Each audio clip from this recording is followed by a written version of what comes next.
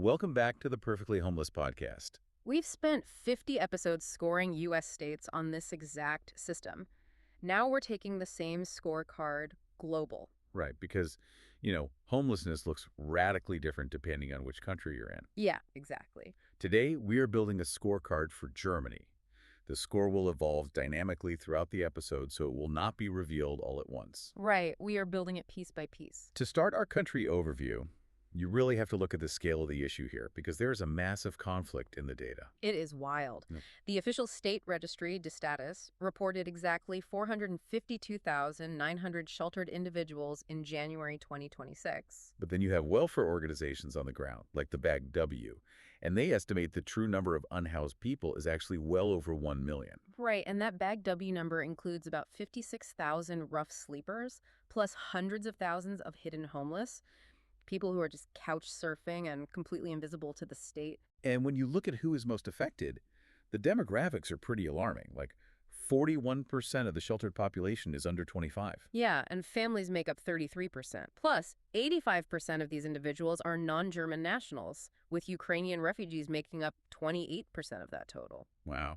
So how does Germany's approach actually differ from the U.S. baseline that our listeners know? Well, the fundamental difference is that Germany places statutory duty on municipalities to shelter the homeless. It is mandated as a matter of danger prevention. Danger prevention. Yeah, the legal term is Gefahrenabwehr. So it is not an optional charity. It is a legal requirement to keep people from dying of exposure. Okay, so let's get into the 6-category scorecard. We evaluate the country using these 6 categories in a specific order, starting with housing affordability. Right. And the lived reality here is just defined by severe macroeconomic pressure. Currently, 11.2% of the German population is overburdened by housing costs. Overburden meaning what, they spend more than 40% of their net income on rent? Exactly. And a major driver of this is the shrinking stock of social housing. Because of those expiring subsidies, right? Yes. The government subsidized private developers to build affordable units, but those subsidies expire after 20 or 30 years. It is like a Cinderella timer. After 20 years, the clock strikes midnight and the affordable apartment magically turns back into a luxury unit. Right, and the tenant is instantly priced out. I mean, how does a system plan for a crisis that it is mathematically guaranteed to hit? You know the exact year those subsidies end. Well, they don't plan well enough. The rate of new social housing construction is just insufficient to replace the units dropping out. So people just get stuck in the municipal shelters. Exactly. There is a massive structural deficit, so this lowers the overall picture. Which brings us directly to category 2, Right. shelter access. Right, so we talked about that legal municipal mandate to shelter people, the Ordnungsrechtliche Unterbringung. Yeah, the state has to put a roof over your head to prevent you from freezing. But the reality inside those shelters is grim. They only have to provide the absolute minimum standard of biological survival. Meaning what exactly? Meaning, many of these are strictly night-only facilities. You are admitted in the evening and forced to leave with all your belongings early the next morning. Wait, hold on. Even in the dead of winter, how does kicking someone onto the street at 7 a.m. prevent danger? Because the legal interpretation of acute danger is heavily focused on overnight temperature drops. It operates as a triage mechanism, not a housing solution. It is just brutal. It gets worse because 41% of unhoused people avoid these shelters completely because they find them too dangerous. Wow. And another 38% say they're too crowded. Plus, many municipalities illegally deny shelter to non-locals or non-EU citizens. How can a legal right to shelter exist on paper but fail so dramatically in practice? If people choose a freezing sidewalk over a state bed, the system is broken. It fulfills the legal requirement of the state, but it utterly fails the human requirement for security. So, based on this, the current draft score is a C-. Let's pause right here to present the draft score overlay on the screen for you. But please keep in mind this is not the final score. All right, we still have enforcement, vehicles, and services to cover, which may significantly change the result. Exactly. So let's move to category 3. Criminalization and enforcement. And this is where things get really localized, right? Yeah, because Germany operates under a federal system. The strictest enforcement actually comes from regional environmental statutes. Like the Bavarian Nature Conservation Act or the Berlin State Forest Act. Right. They strictly ban rough sleeping or wild camping in public forests and nature reserves. And the fines are wild. If you are caught, you can be fined anywhere from 15 euros up to 5,000 euros. It is steep.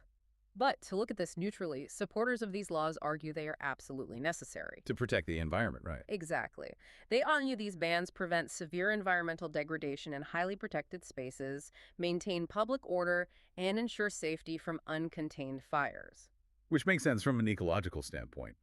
But on the other side, critics contend that these laws effectively criminalize survival. Right.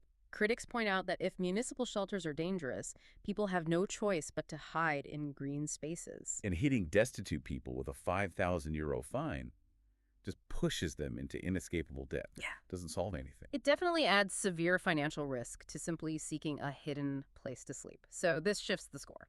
Okay, moving to category 4. Vehicle dwelling friendliness. This occupies a really fascinating legal gray area. Under the Federal Road Traffic Act, or STVO, it is actually legal to sleep in a parked car. But there's a time limit. It's up to 10 hours, right? Right. And the intent matters. The law allows it strictly to restore driving fitness or Wiederherstellung der Fahrtüchtigkeit.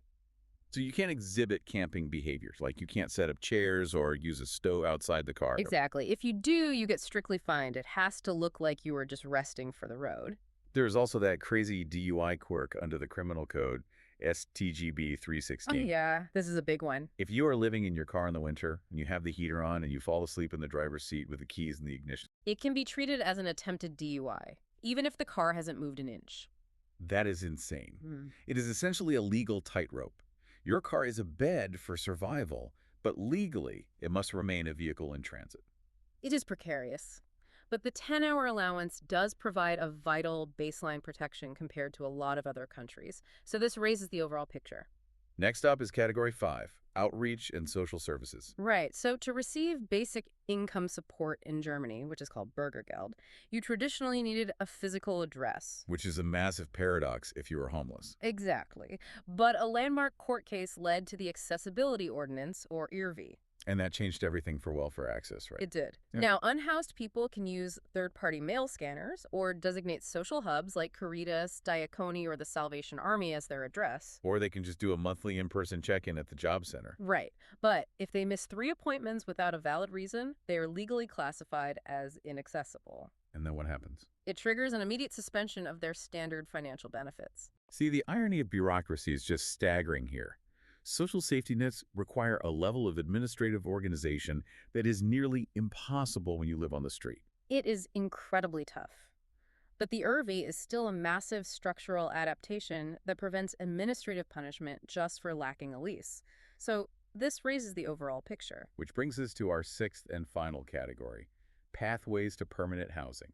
We are seeing an expansion of housing first frameworks here. But the really impactful stuff happens with the municipal counseling agencies, the Zentralfachstellen. These are basically financial SWAT teams for renters, right? Yeah, they step in and mediate rent or energy debts to prevent evictions before they even happen. It is so much cheaper for the state to just pay a month of back rent than to put a family through the shelter system. Exactly. And for people already on the street, Berlin has this amazing system called the Protected Market Segment, or Geschützte Marktsegment. Where state-owned housing companies are literally contractually obligated to reserve units specifically for unhoused individuals. Yes. They carve out a quota that private landlords can't touch. That is the difference between a Band-Aid and a structural intervention. Forcing developers to hand over keys actually ends homelessness. It directly addresses the root systemic causes, so this raises the overall picture. So we have evaluated all 6 metrics. It really leaves you wondering how a country with such intricate bureaucratic frameworks still struggles so much. We have seen a country that legally guarantees shelter, but fails to provide safe spaces due to a lack of affordable housing. Right. We have innovative welfare laws, but they are offset by those incredibly strict regional environmental fines. Let's assign the final grades. Housing affordability grade, D. Shelter access grade. C. criminalization and enforcement grade, C. Vehicle dwelling friendliness grade. B. Outreach and social services grade, B plus we. Pathways to permanent housing grade. B. The final perfectly homeless country score for Germany is a C plus. Germany earns this grade because its robust federal welfare adaptations and legal mandate to provide shelter are fundamentally undercut by a severe lack of affordable housing and highly punitive regional enforcement laws. Germany provides a robust legal safety net on paper, but you can't sleep inside a law. That's the perfectly homeless country score for Germany. If you would like to help support this channel, please hit like and subscribe. Thanks for tuning in. We'll see you on the next one.